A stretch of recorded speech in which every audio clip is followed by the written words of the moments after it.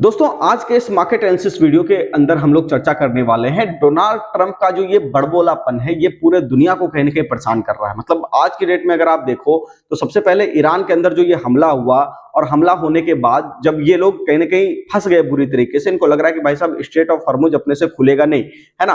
तो इन्होंने कहा कि भाई साहब हमको मदद करो, इंडिया मदद करो, बाकी सारे कुछ देश मदद करो ताकि स्ट्रेट ऑफ हॉर्मुज खुलवाया जाए, है ना। मतलब जो चीजें पहले से खुली हुई थी उसको आपने जो है समस्या क्रिएट करके ब्लॉक करवा दिया और अब जो है वो कहीं ना कहीं उससे जो है ईरान को और ज्यादा फायदा होता हुआ दिखाई दे रहा है। दूसरी तरफ कि एक तरफ तो आप शांति वार्ता करते हो, कहते हो कि भाई साहब हम लोग जो है यहाँ पे कुछ भी अटैक वगैरह नहीं करेंगे। दूसरी साइड पे आप ये देख रहे होंगे न्यूज के अंदर पिछले 2 दिनों से चल रहा है कि क्यूबा के अंदर जो है इलेक्ट्रिसिटी बिल्कुल नहीं आ रही है। इसके पीछे रीजन है अमेरिका।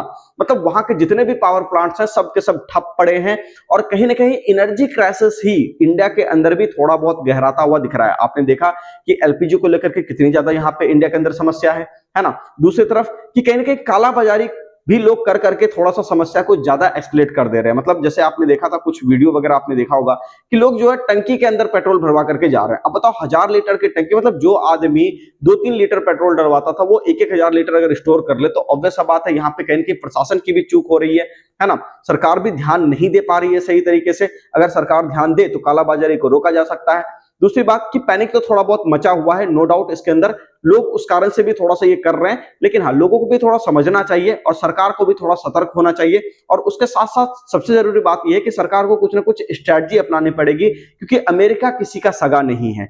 क्योंकि अमेरिका जिस तरीके से कर रहा है इन्वेस्टमेंट तो सारे लोगों का डूब ही रहा है। आप देख रहे हो मार्केट बहुत बुरी तरीके से क्रैश कर रहा है।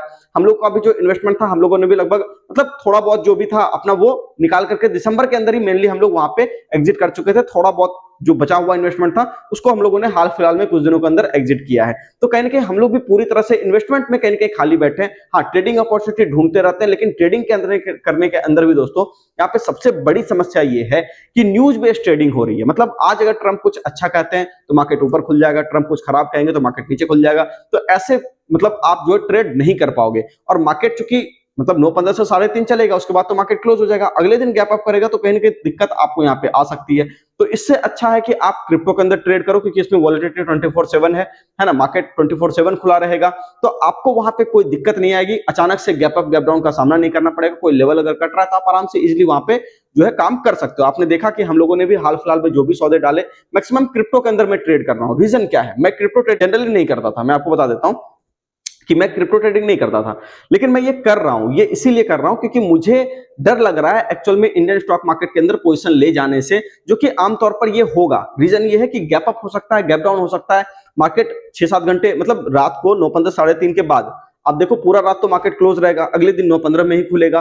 फिर बीच में कोई इवेंट आ गया, कोई पूजा वगैरह जो होता है ना, कोई फेस्टिवल वगैरह कुछ आ गया तो उसके कारण से मार्केट बंद होगा। अगले दिन कैसा रिएक्शन देगा किसी को नहीं पता। क्रिप्टो 24 घंटे चलेगा तो वहां पे कुछ भी हो रहा होगा तो लेवल के ऊपर स्टॉप लॉस लगा के आदमी आराम से चैन से सो सकता है ना। तो इसीलिए दोस्तों मैं ये कह रहा हूं कि ऐसे समय को आप अवॉइड कीजिए, थोड़ा मार्केट को सेटल करने दीजिए। क्या मंशा है ट्रंप की किसी को नहीं पता, वो क्या करना चाह रहे हैं ये भी किसी को नहीं पता। हाँ सरकार अगर कुछ यहाँ पे नीतिगत फैसले लेती है तो मुझे लगता है चीजों के अंदर थोड़ा बहुत सुधार देखा जा सकता है। बाकी समय बीत रहा है, देखते हैं कैसे क्या चीजें कैसे सेटल होती है।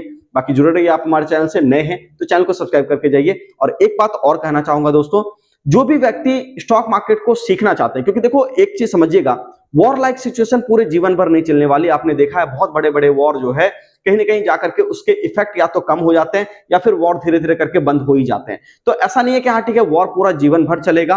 तो आप इस आपदा को अवसर में बदल सकते हैं, आप सीख सकते हैं ट्रेडिंग, आप लर्न कर सकते हैं ट्रेडिंग इन्वेस्टिंग, ताकि मार्केट जब सेटल करे तो उस वक्त जो है आप चीजों को समझ करके सही एरिया पर कहीं ना कहीं पैसा लगाइए। क्योंकि बिजनेस खरीदने का सबसे बेहतरीन समय होता है सबसे खराब वक्त। लेकिन हाँ खराब वक्त का ये मतलब नहीं है कि मार्केट क्रैश कर रहा है तो मैं कह रहा हूं अब जाकर के ले लो, है ना। मैं ये बिल्कुल नहीं कर रहा, मैं बस अपना एक पर्सनल ओपिनियन शेयर कर रहा हूं। पहली बात, मैं लेने और यहाँ पे बेचने की बात नहीं कर रहा, मैं एक पर्सनल ओपिनियन शेयर कर रहा हूं कि हाँ ठीक है इस तरीके का मार्केट अभी चल रहा है। ये एक तरह का हम लोग डिबेट कर रहे हैं, चीजों को समझने की कोशिश कर रहे हैं, ठीक है, आपस में कन्वर्सेशन कर रहे हैं, है ना।